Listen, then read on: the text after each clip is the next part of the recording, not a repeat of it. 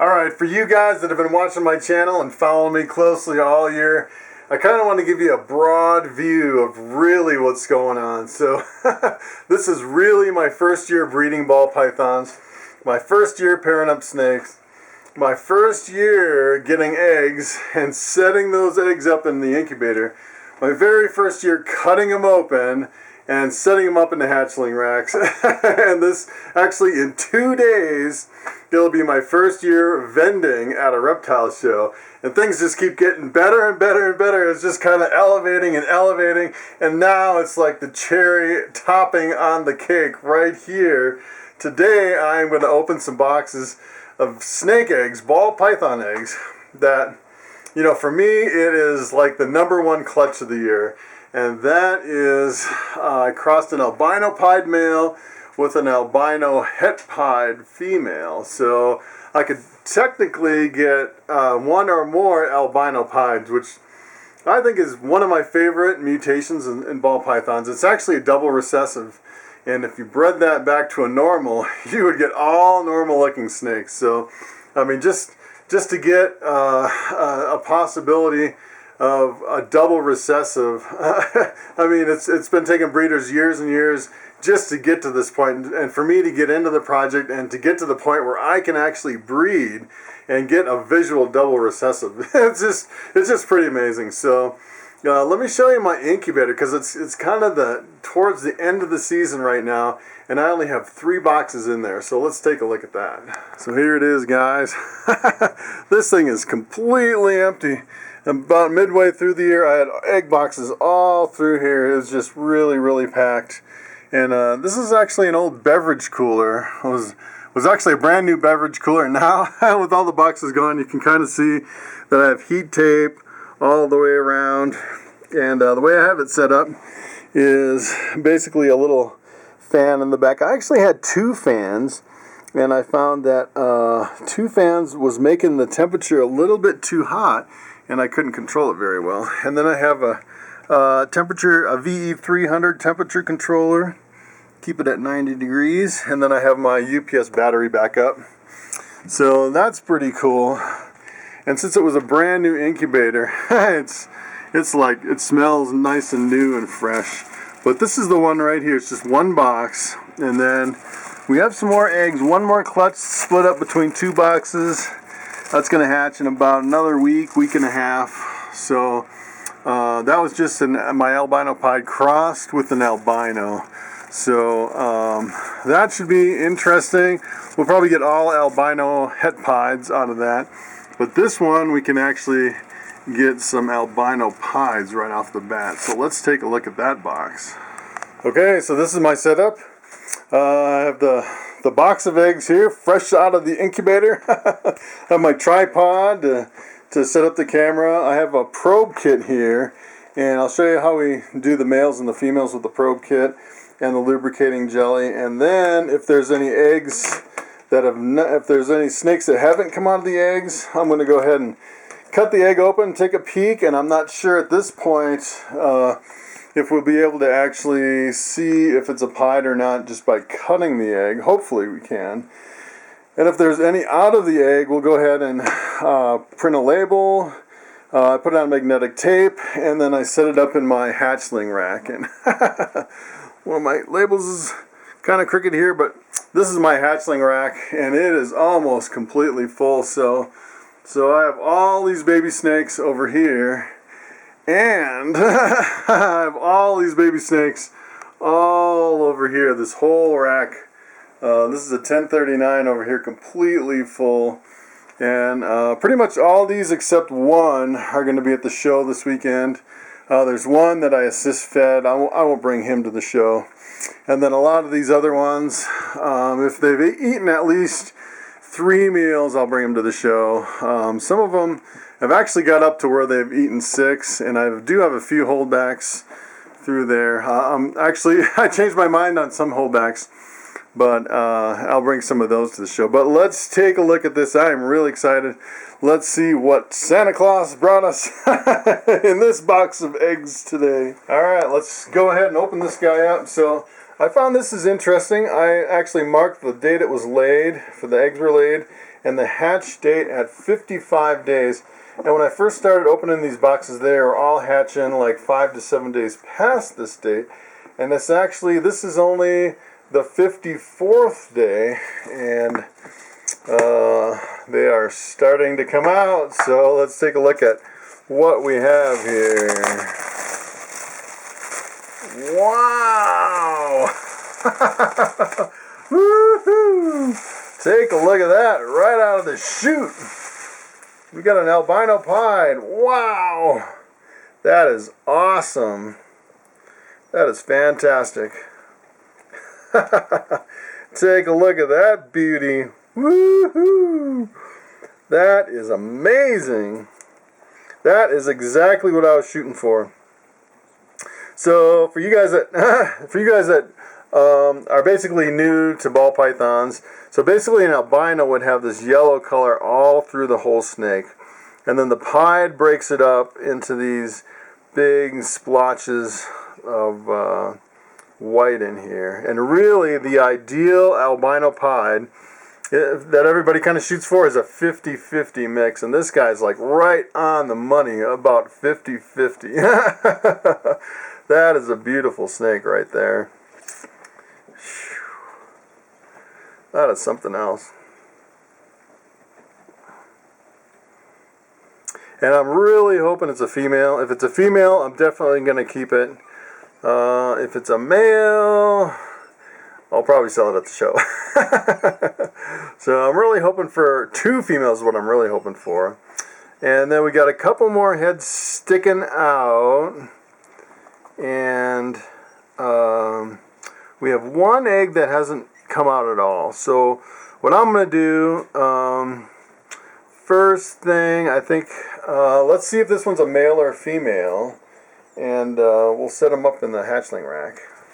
Alright guys, if you haven't seen this before, basically what I do is I have this little probe kit, and you use this to figure out the males and the females in snakes, and you can use them for different size snakes.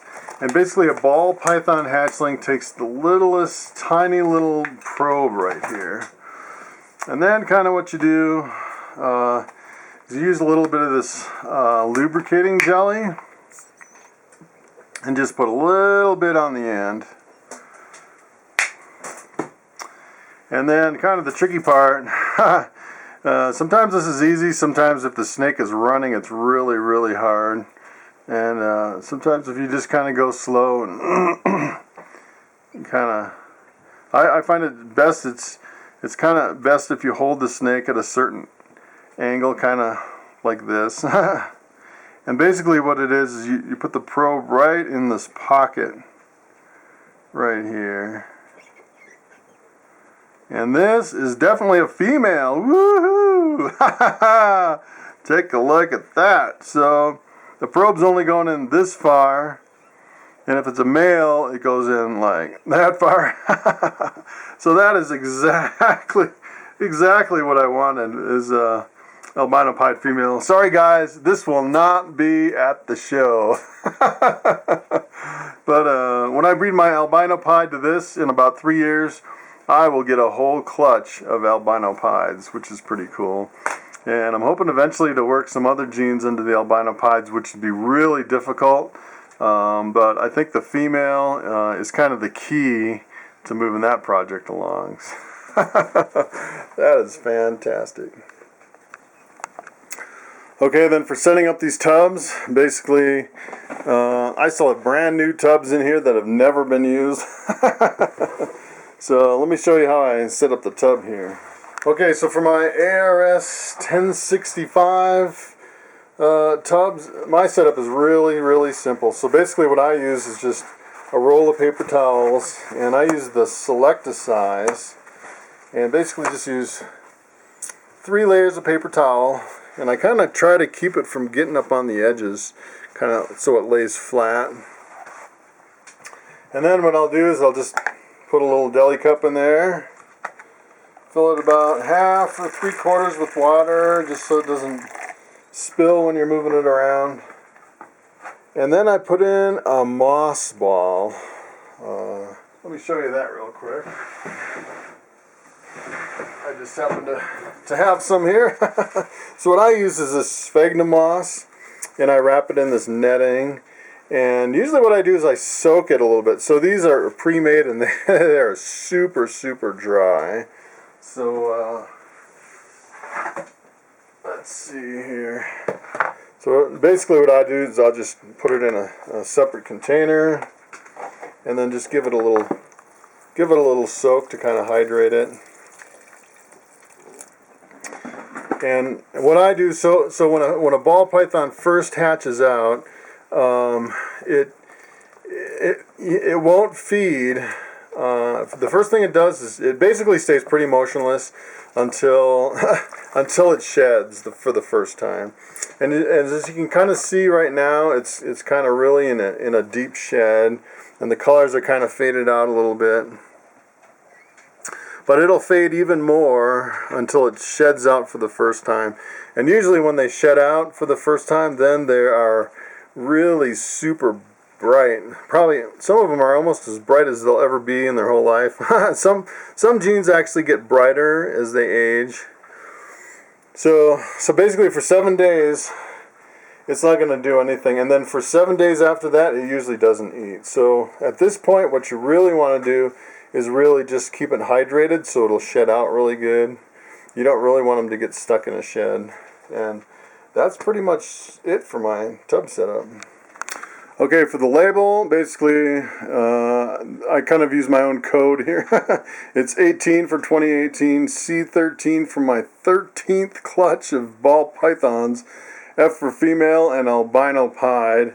And I'll just put it right on here, and she's just kind of hanging out in this tub right here. And then basically, so these are my last clutches right here. And I'll go through, usually with live mouse crawlers for their first meal. And if they eat, I'll put a little clip. And you can see as I get back further and further, I have more and more clips with more and more meals. And then once they get to 6 rodents, I don't track how many they ate. They'll eat anything after 6. So that's kind of my system there. Okay, so we are down to these 3 eggs. So I should kind of warn you, or a word of caution, that it's kind of risky cutting open snake eggs, especially if they're not open. So if you cut them open too early, they can actually have an embryo attached. But these guys, usually, so what I do is I wait until some of them, or I'd say most of them, are at least kind of poking out a little bit. And if one's out and 2 are poking their heads out, I'd say that 3rd one is completely safe to cut. But if none of them are out yet, I would use a lot of caution. I probably wouldn't recommend cutting them open. But at this point, we don't really want the snakes to come out. We just want to get a better look to see if they're albino pieds. So I'm just going to take a quick sneak peek. Alright, so let's take a look at this guy and see what we can see. So on this you just kind of have to, I know some people use like a smaller scissors, but I kind of like to use the bigger blunt scissors. That way you kind of avoid anything with a sharp edge. This guy's head's kind of sticking out a little bit. This guy's so dry, I would think he could almost come out. So this one, boy, it's hard to tell.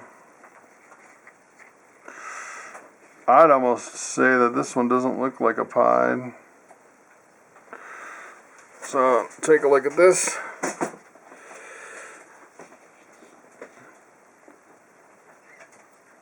I don't see any big patches of white. It just looks like an albino on this one. So this one would actually be, unless it's a really low white pied, which is possible, I think this is just an albino het pied, or yeah, albino het pied. So what I want to do is put that one back in the incubator. And then let's take a look at this one.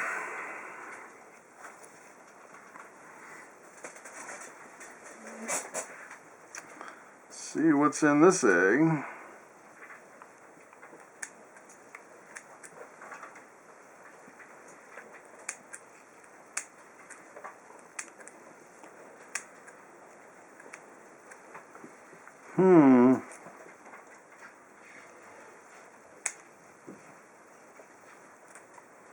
This one, oh, it's kind of goopy. Oh, yeah, we don't really want them to come out. That's really what we don't want. Oh, yeah, I've kind of, I've had them come out and they kind of have the big, still kind of a yolk on them. Which is not really good, I don't think. Oh, this one's so hard to tell. I can tell if that big white spot right there is a white patch from the top or the bottom of the snake. So I'd say this one's pretty tough to see. So if you can get it in focus there. But see, kind of on the top left, it's white, but I can't tell if that's the belly of the snake or the top of the snake. So this one is kind of still a question mark. And since he's kind of popping his head out, I don't really want him to come all the way out just yet. I kind of like to have them come out on their own. And then this one, you can tell it's kind of take a look at the mold on this. It's weird. Sometimes they get really moldy, and they're still good. And usually, if they get moldy and smell really, really bad, then I throw them away. This has a little mold, but it doesn't smell, which is promising. And I can tell it has a lot of liquid in there. So I'm thinking this is a viable egg. And usually, when you first cut them, you get a lot of that liquid coming out, which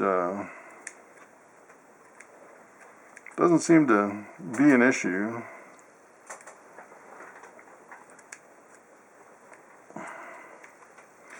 And then they have little tiny veins in the top that if you hit, it'll bleed just a little bit, which isn't an issue either. So this one, I don't know if I want to cut it open more than this, but just from that, it's hard to tell.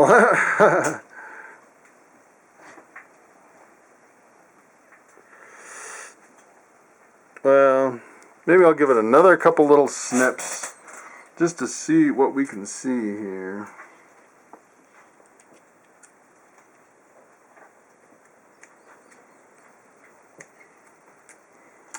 This one's kind of like right up against the... I don't know. I don't really feel comfortable cutting more than that. And I can't really tell. So I think we're going to have to come back to these in a couple days when they all come out. Okay, so I'm going to put these guys back in the incubator. And basically what I use is Glad Press and Seal. And I basically weigh out the vermiculite, like 200 grams of vermiculite and 200 grams of water before I put them in the incubator. And it seems to be working really, really well with that ratio.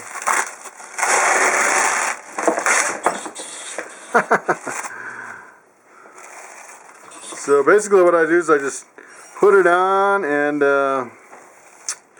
kind of just press it right on. So some people have had concerns about not getting enough air on this press and seal, and I've had whole egg boxes full of snakes out of the egg, no problems at all, no vents, just the press and seal.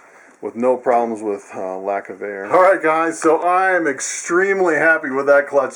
I mean, even just with the one female albino pied, that's fantastic. And that was exactly what I was shooting for. And it's kind of hard odds hitting a double recessive, and I kind of cheated because I had one double recessive to start with and then the albino that was het pied. So, but I still feel really fortunate that I hit one. So only 2 days of the show. The COEPE on the 9th of September, Colorado Exotic Pet Expo. Hope to see you there, and I will see you next time.